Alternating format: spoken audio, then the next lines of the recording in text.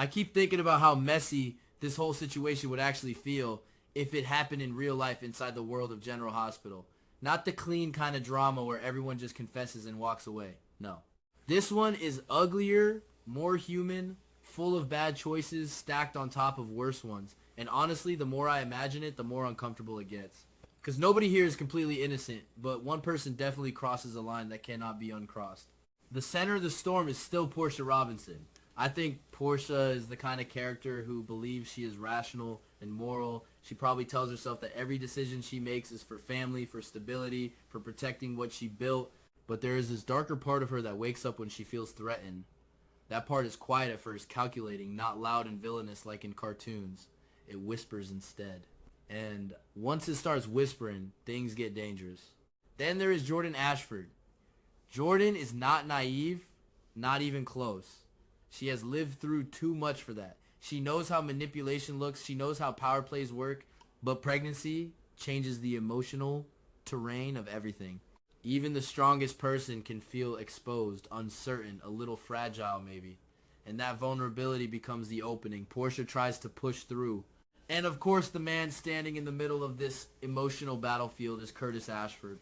Curtis thinks his life is complicated already. Relationships tangled. Past mistakes hanging around like ghosts. But he has no idea yet how deep the deception around him actually runs. It really begins with a moment of shock for Portia. The moment she hears Jordan is pregnant, that information lands like a physical blow. She tries to keep her expression controlled, doctor calm, professional tone, but inside something is collapsing. Because Portia herself is pregnant too, and she has already told Curtis that the baby is his. Now here's the first ugly truth I cannot ignore. Portia knows the timeline does not quite add up. She knows the certainty she showed Curtis was partly performance. She buried that doubt under paperwork, under medical authority, under confidence. Maybe she convinced herself it was true. Maybe she did not want to look too closely. But Jordan being pregnant changes the stakes completely. Suddenly there is competition. Not romantic competition exactly. Something worse. Biological proof of connection. Portia starts imagining the future and every version terrifies her.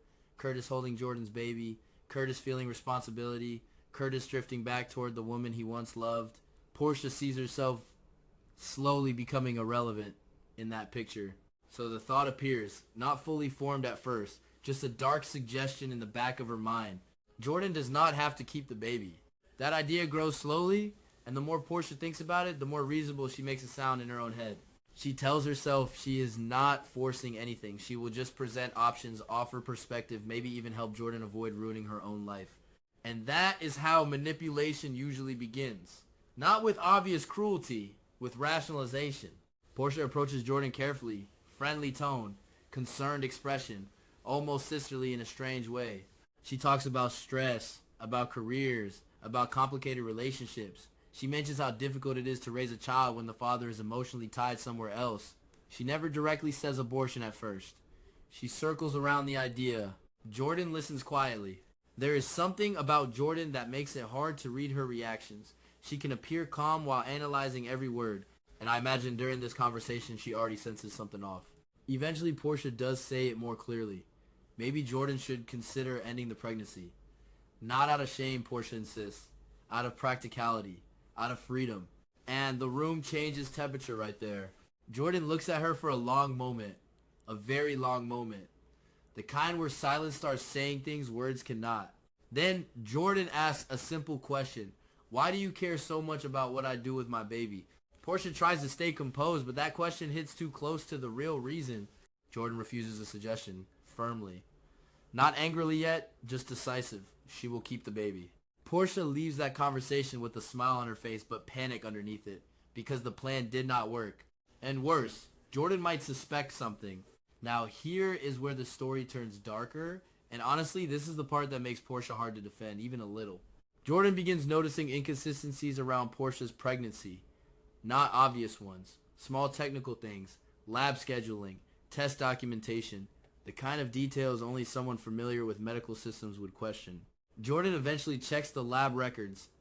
Maybe through a contact. Maybe through quiet curiosity. And what she finds there is disturbing. The DNA test confirming Curtis as the father of Portia's baby has been modified. Not misfiled, modified. There is a digital trail showing the original file was replaced. and the login used to access the system belongs to Portia. At first, Jordan cannot quite believe it.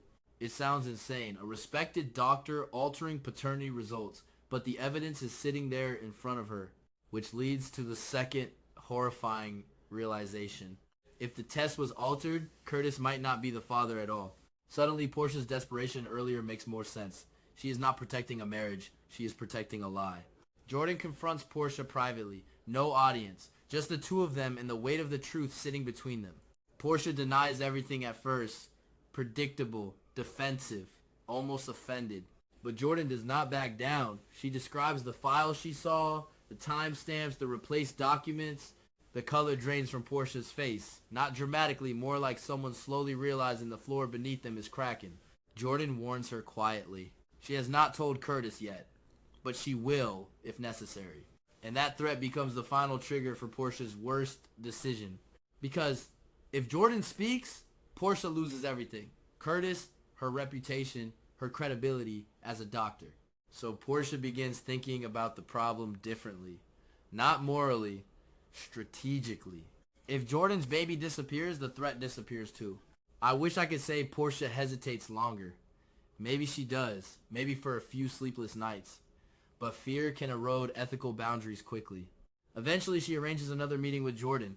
Apology tone this time, trying to repair the tension between them. She even admits she was emotional earlier. Jordan agrees to meet. Perhaps she wants to understand Portia's behavior better. Perhaps she already suspects something and wants confirmation. During that meeting, Portia offers Jordan a drink, water, simple, harmless looking. Except it is not harmless. Portia has added medication designed to induce uterine contractions. I think this moment would be filmed quietly. No dramatic music, just a simple exchange of a glass across the table because the horror of it is in the subtlety. Jordan drinks. At first nothing happens. Then later the pain begins. Sudden, sharp, terrifying. By the time Jordan reaches the hospital, the miscarriage cannot be stopped. And this is the moment where the story becomes irreversible. Jordan is devastated. Anyone would be. Losing a child is not just sadness, it is confusion, anger, emptiness, all mixed together. But Jordan's mind is trained to investigate. Even in grief, she starts asking questions. The symptoms were unusual, the timing suspicious. Toxicology reports reveal the presence of a drug that should not have been in her system.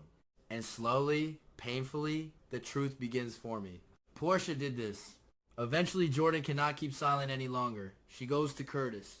Not with rage exactly, more with exhausted honesty. She tells him everything. Portia's attempt to persuade her to abort.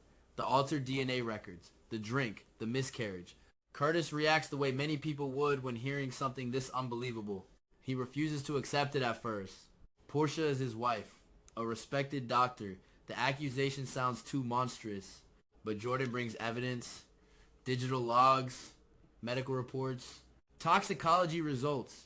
Curtis reads them slowly. His expression changes piece by piece as denial loses ground. Finally, he confronts Portia. And this confrontation is not explosive at first. It is quiet. Curtis asking simple questions, waiting for truthful answers. Portia tries to hold the lie together. She insists Jordan is manipulating the situation, grief making her irrational. Then Curtis mentions the altered DNA file. That is the crack where the lie collapses. Portia cannot explain it away anymore. Her composure fractures. She admits altering the test. She claims she only wanted to save her marriage. She insists she never meant to hurt anyone. Curtis asks one final question. Did you cause Jordan to lose her baby? Portia does not answer. And sometimes silence is louder than confession. From my perspective, this storyline works because it refuses to make Portia purely evil or purely sympathetic. She becomes something more uncomfortable. A person who convinced herself terrible actions were justified by love and fear. But the truth is simpler. Fear does not excuse destroying another person's child. Once that line is crossed, there is no easy redemption. Curtis walking away would feel inevitable. Jordan seeking justice would feel justified. And Portia would be left facing the consequences of the moment she decided someone else's future was expendable.